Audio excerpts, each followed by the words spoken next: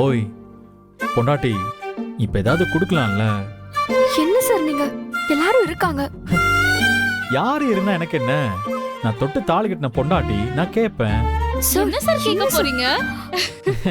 ஒண்ணு இல்ல சார், எதுவா இருந்தாலும் காருக்குள்ள பேசிக்கோங்க வாங்க. ஏய் மஞ்சு சும்மா இரு.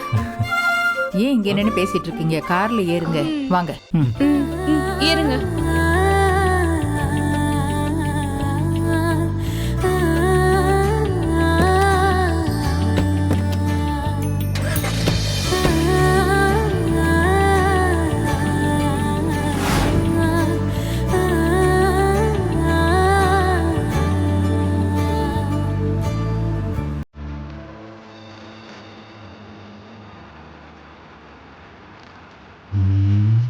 விஸ்வா சார், என்ன வழக்கமா போற ரூட்டை விட வேற ஏதாவது ரூட் தெரியுமா சார்? அதெல்லாம் இந்த ஒரு ரூட் தான் இருக்கு. பேசாம வா. Okay sir. Okay sir.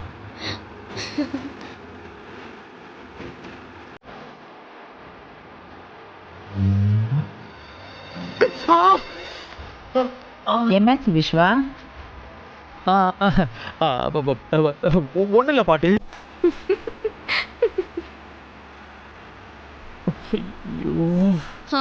அங்க என்ன நடக்குது சார்? அதெல்லாம் ஒண்ணும் இல்ல. நீ கொஞ்சம் பேசாம வரியா ப்ளீஸ்? நடத்துங்க.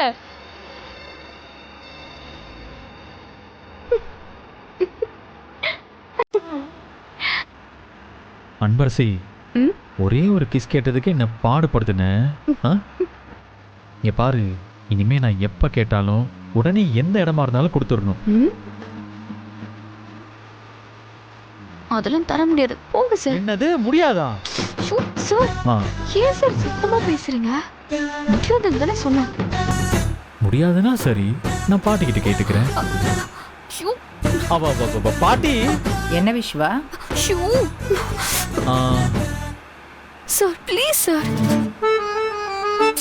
என்ன விஸ்வா, எதுவுமே சொல்ல மாட்டேங்கிற, என்ன ஆச்சு? அது ஒண்ணு இல்ல பாட்டி. அன்பரசி கோவிலுக்கு போலாமான்னு கேட்டா. கோயிலுக்கு தானே, தாராளமா போகலாம். முதல்ல வீட்டுக்கு போய் சாமி கும்பிட்டுட்டு அதுக்கப்புறமா நீங்க 2 பேரும் ஜோடியா கோவிலுக்கு, பீச்சு, சினிமான்னு எங்க வேணாலும் போயிட்டு வாங்க.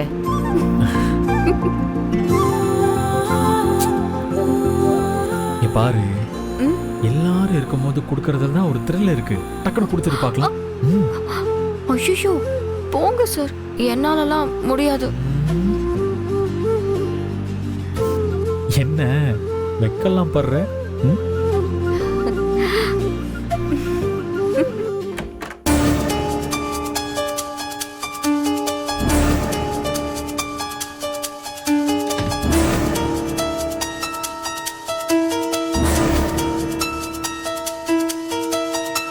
பாவம் அனன்யா, நம்ம தூக்க மாத்திரையை கலந்து கொடுத்தோம், நல்லா தூங்கிட்டு இருக்கா. எந்திரிச்சானா என்ன பாடுபடுத்துவானே தெரியலையே.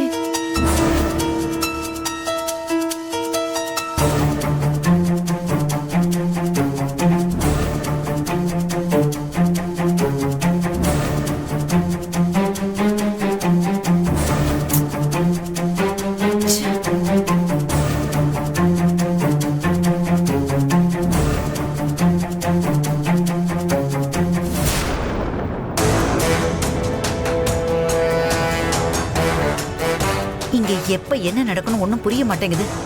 இந்த நேரத்துல சிவகாமி போனை வேற எடுக்க மாட்டேங்கிறா. என்னதான் பண்றதுன்னு தெரியல.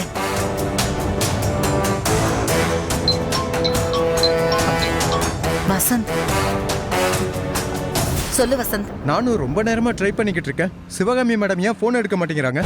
நானே சிவகாமிக்கு தான் போன் பண்ணிட்டு இருக்கேன், அவ எடுக்க மாட்டேங்கிறா. என்ன பண்றதுன்னு தெரியாம தான் நான் இங்க முடிச்சுக்கிட்டு இருக்கேன். எனக்கு சாகிறத தவிர வேற வழி இல்ல வசந்த். ஹலோ வசந்த், நீங்க உடனே அவங்க எங்க இருக்காங்க தேடி கண்டுபிடிங்க. அப்புறம் ஒரு முக்கியமான விஷயம், கஸ்தூரிக்கு கௌசல்யா விஷயம் எதுவுமே தெரியாது. நீங்களா போய் என்ன எதுவும் கோர்த்து விட்டுறாதீங்க. அப்படின்னா அந்த பழியும் சேர்த்து எங்களை ஏத்துக்க சொல்றியா? பாத்தீங்களா பாத்தீங்களா, உங்களுக்கு ஹெல்ப் பண்ண பார்த்தா என்னையே இதுல கோர்த்து விட பாக்குறீங்க. ஹலோ, நீ ஒன்னும் எனக்கு சும்மா ஹெல்ப் பண்ணல. 60 கோடி பணம் கிடைக்கும்னு தானே பண்ணீங்க. இதை பாருங்க, நமக்குள்ள சண்டை போட்டுக்க வேணாம். அப்புறம் நம்மளுக்கு தான் இது பெரிய பிரச்சனையில முடியும். ச்சே, சிவகாமி மேடம் என்கிட்ட ஒரு வார்த்தை சொன்னாங்க. என்ன சொன்னா? கஸ்தூரி எல்லாரையும் மாட்டி விட்டுருவான்னு பயந்துட்டு சாக போறதா சொன்னாங்க.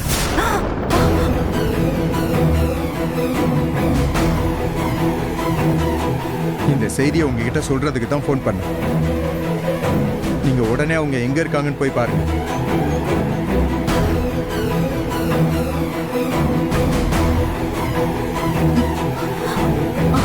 ஐயோ கடவுளே. ஹலோ, சிவகாமி, ஏய் எங்கடி இருக்க? இத பாருமா, நான் சொல்றத மட்டும் தயவு செஞ்சு கேளு. ஆ, நீ உடனே அனன்யாவை எழுப்பி நம்ம வீட்டுக்கு கூட்டிட்டு வா. வீட்டுக்கா? வீட்டுக்காடி போயிட்ட? ஆமா, தயவு செஞ்சு சீக்கிரம் வா. அப்புறம் அவளை கொஞ்சம் பார்த்து பத்திரமா கூட்டிட்டு வா. சரி சரி, நான் பார்த்து கூட்டிட்டு வரேன். நீ இரு, நான் வந்துடுறேன். சீக்கிரம் வா.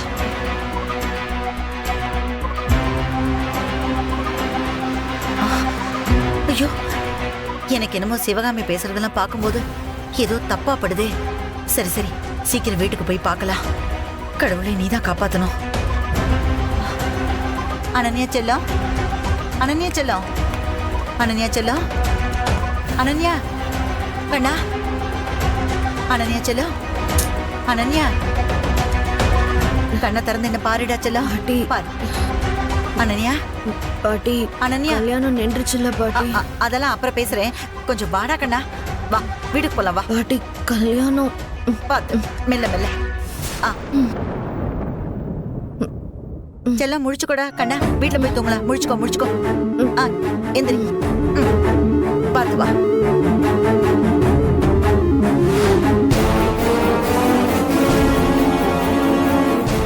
சாமி, உங்ககிட்ட ஒரு விஷயம் கேட்கலாமா? இப்போதைக்கு நீங்க சொன்ன எதுவும் நடக்கல. அது எனக்கு கொஞ்சம் சந்தோஷமா தான் இருக்கு.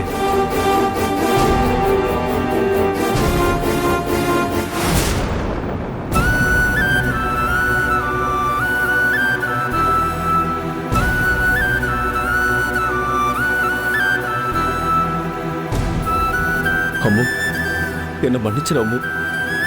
குட்டிமா கல்யாணம் முடிஞ்சு வீட்டுக்கு வர்ற வரைக்கும் உன்கிட்ட சொல்லக்கூடாதுன்னு தான் மனசுக்குள்ள வச்சு செத்துக்கிட்டு இருக்க.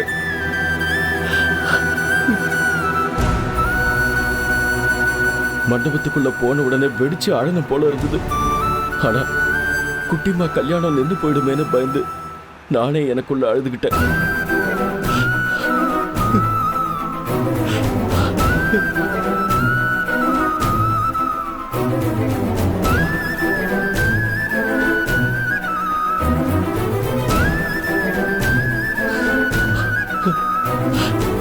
கடவுளே, எனக்கு மட்டும் ஏன் இப்படி ஒரு சோதனை? என்னோட உயிரை எடுத்துக்கிட்டு என் அம்மாவை காப்பாத்திருக்க கூடாதா?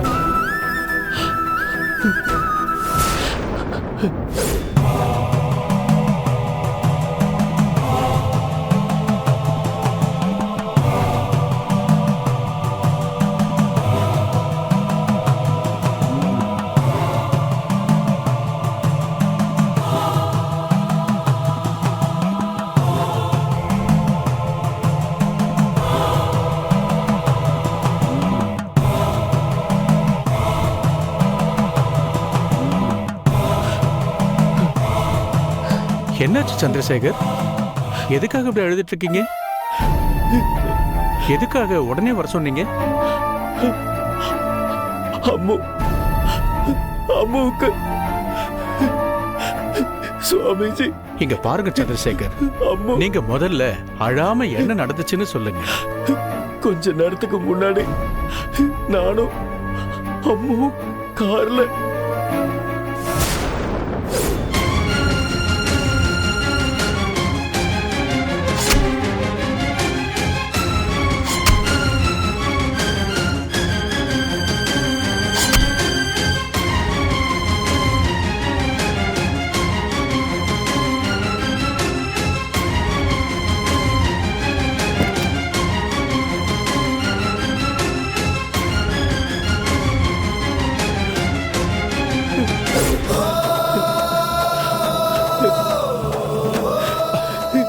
இப்ப அவங்க எப்படி இருக்காங்க?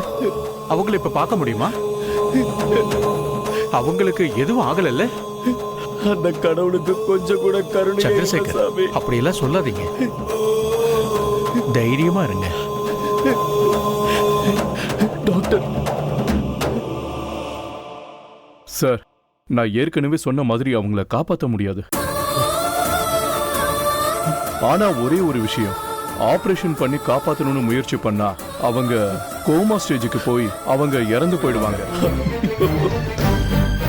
அம்முக்கு இப்படி ஒரு நிலைமை வரணுமா?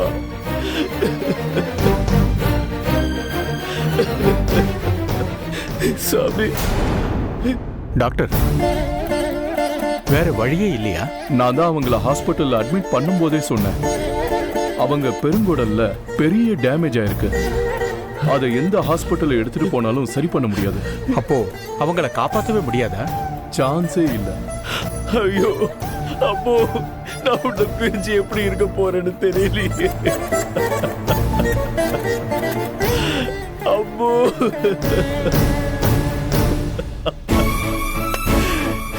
இதுக்கா நீ இத்தனை வருஷம் பிரிஞ்சிருந்த? இதுக்கு நான் உன்னை பார்க்காமலே இருந்திருக்கலாம். சாரி சாமிஜி, அவங்க இப்ப நம்மளை விட்டு கொஞ்சம் கொஞ்சமா போயிட்டு இருக்காங்க.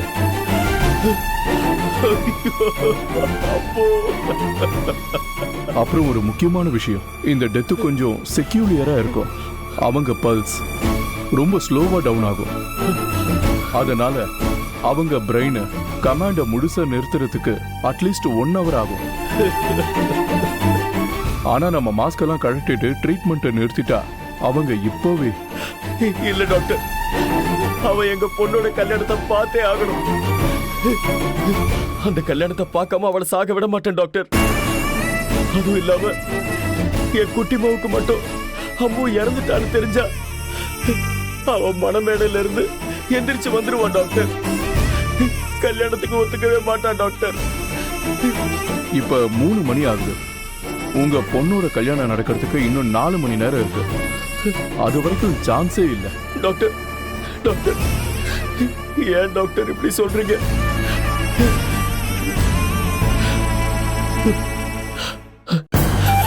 சரி டாக்டர், என் அம்மாவை தான் காப்பாற்ற முடியாதுன்னு சொல்லிட்டீங்க. அட்லீஸ்ட் அந்த கல்யாணத்தையாவது அவன் பார்க்குற மாதிரி பண்ணிடுங்க டாக்டர்.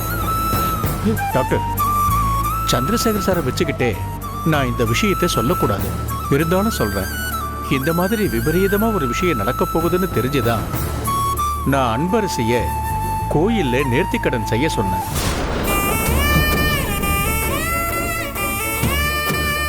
ஆனா விதியை யாராலையும் ஜெயிக்க முடியாதுங்கிறது மறுபடியும் நிரூபணமாயிட்டே இருக்கு.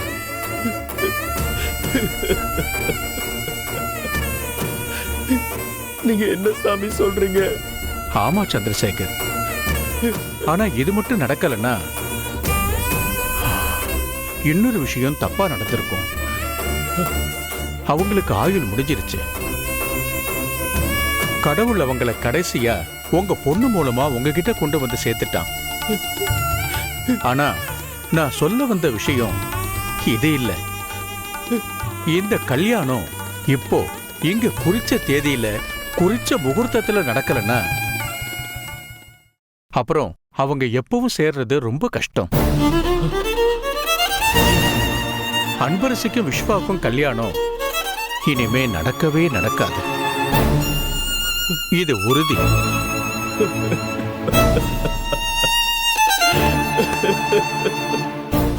எனக்கு மட்டும் ஏன் இப்படி எல்லாம் நடக்குது? நான் என்ன பண்ணுவேன்?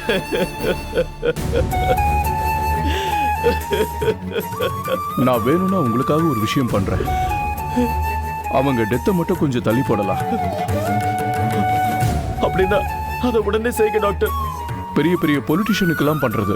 ஒரு இன்ஜெக்ஷன் போட்டா அதோட பவர் 6 மணி நேரத்துல இருந்து 7 மணி நேரம் வரைக்கும் உடம்புல உயிர் தங்கி இருக்கும். ஆனா ஆக்டிவா இருக்க மாட்டாங்க. 1-2 வார்த்தை பேசுவாங்க, கொஞ்சம் வாக்கெல்லாம் போகலாம். அதுவும் நம்ம ஹெல்ப் பண்ணாதான் முடியும். அப்போ அந்த இன்ஜெக்ஷனை கண்டினியூஸா போட்டு என் அம்மாவை நிரந்தரமா கொஞ்சம். என்ன சார் நீங்க அந்த மாதிரி ஒரு விஷயம் இருந்தா சொல்ல மாட்டேனா? அவங்கள 6ல இருந்து 7 மணி நேரம் வரைக்கும் ஒரே ஒரு இன்ஜெக்ஷன் மட்டும்தான் போட முடியும். அடுத்த இன்ஜெக்ஷன் போட்டா அடுத்த நிமிஷமே அவங்க இறந்துருவாங்க. அப்புறம் ஒரு இன்ஜெக்ஷன் 13 லட்ச ரூபாய் செலவாகும். டாக்டர், பணம் எல்லாம் பெரிய விஷயம் இல்ல டாக்டர். அம்மாவோட உசுருக்கு முன்னாடி பணமா பெருசு. டாக்டர், உடனே அந்த இன்ஜெக்ஷன் போடுங்க டாக்டர். ஆமா டாக்டர், அதை இமிடியேட்டா பண்ணிடுங்க. சுவாமிஜி, எனக்கு ஒரு சின்ன உதவி பண்ணணும். என்ன செய்யணும் சொல்லுங்க. இப்ப நாங்க மண்டபத்துக்கு வந்தா குட்டிமால இருந்து மத்தவங்க எல்லாருமே உடைஞ்சு போயிடுவாங்க. அதுவும் இல்லாம அவங்க எல்லாருக்கும் டவுட் வந்துடும். அதனால நான் தாலி கட்டுறதுக்கு கொஞ்ச நேரத்துக்கு முன்னால அம்மாவை கூட்டிட்டு வந்துடுறேன். சரி, அவங்க பொண்ணு கல்யாணத்தையாவது கடைசியா பார்க்கட்டும். டாக்டர், என் அம்மு எப்ப டாக்டர் கண்ணு முழிப்பா? அவங்க எப்பவோ கண்ணு முழிச்சிட்டாங்க. முன்னாடியேவா? ஆமா. அப்புறம் அவங்களுக்கு டவுட் வந்துருச்சு. என்ன டாக்டர் சொல்றீங்க? ஆமா சார், கிட்டத்தட்ட அவங்களுக்கு எல்லாமே தெரிஞ்சிருச்சு. ஆனா அவங்க உங்களுக்கு தெரியக்கூடாதுன்னு நினைக்கிறாங்க. அவங்களால எதையும் சரியா பேச முடியல. அவங்க கண்ணு முழிச்ச உடனே உங்களை தான் கேட்டாங்க. நீங்க வேணா போய் பாருங்க.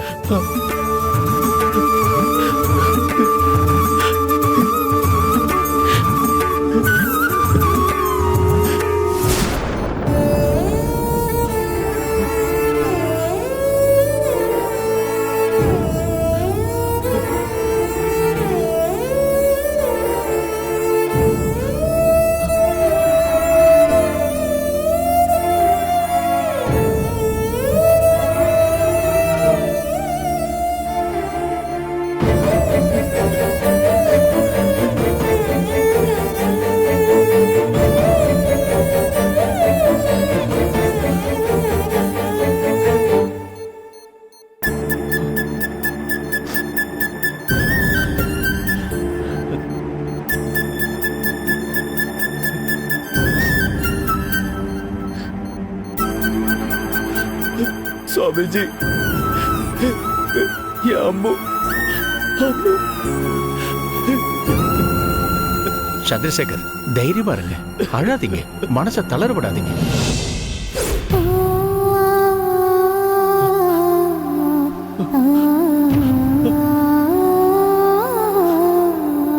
அம்மு, அம்மு, என்னாச்சு அம்மு? அம்மு,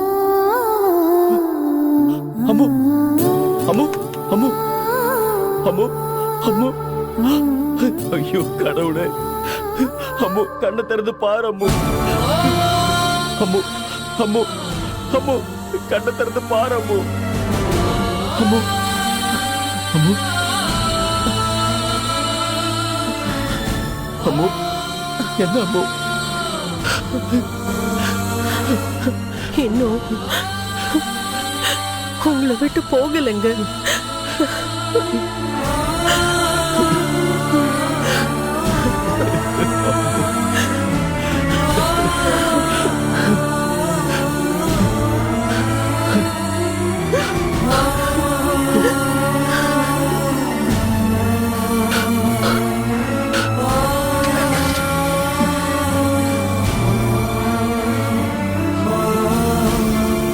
அம்மு, நான் குட்டிமாவை எப்படி சமாளிப்பேன் அம்மு? அவளை நான் என்ன சொல்லி தேத்துவேன்? என்னால முடியல அம்மு.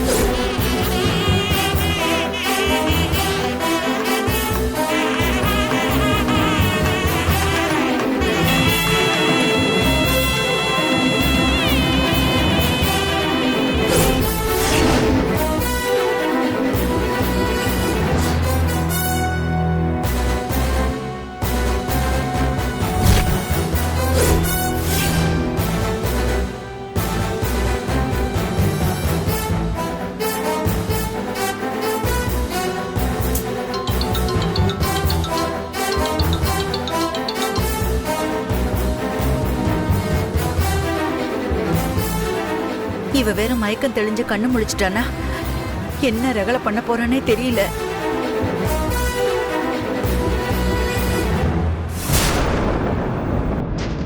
இந்த சிவகாமி வேற ஏதாவது தப்பான முடிவு எடுத்துட்டு போறா. வசந்த் வேற சொன்னா, ஐயோ நான் என்ன பண்றது, ஐயோ கடவுளே நான் என்ன பண்ண போறேன்னு தெரியலையே.